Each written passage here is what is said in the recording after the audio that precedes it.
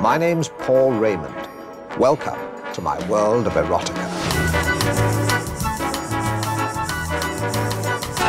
It is such a good night to kiss. Someone said to me, why don't you play Paul Raymond? And I went to Michael and said, why don't I play Paul Raymond? And he said, yeah, that's a good idea. It took quite a long time, in terms of research, then working on the script with Matt Greenhalgh before we kind of worked out what exactly the story was going to be. But it was always that Steve would be Paul. Yeah. Tony Power, he was the man who kind of introduced pornography to Paul Raymond.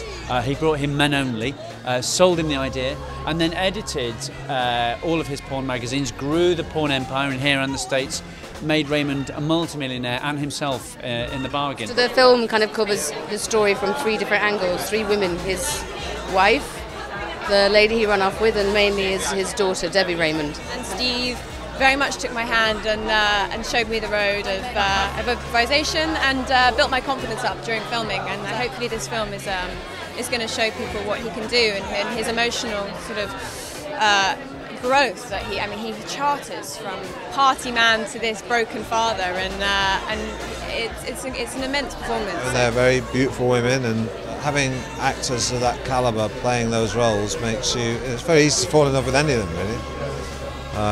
Although falling in love with Imogen would be a bit weird, she's my daughter, but you know.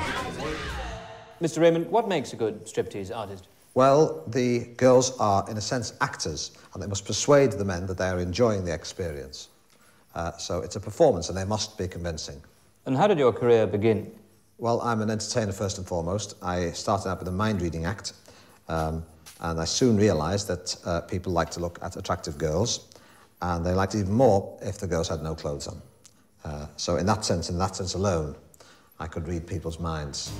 All along, I thought Michael and Matt's approach was just really perfect, because I always saw the story as being tragicomic, and that's really what they've got. It starts off as comedy and slides into something much darker. He is the most dynamic director.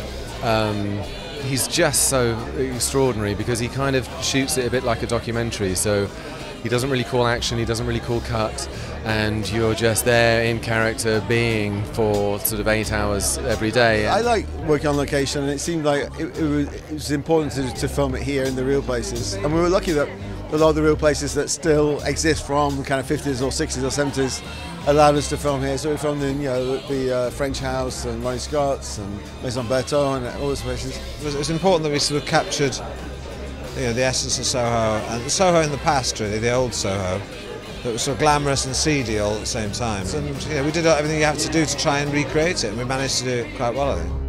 Think of one person who you can say has never had a wank. Mother Teresa? All right, name me another person. Gandhi.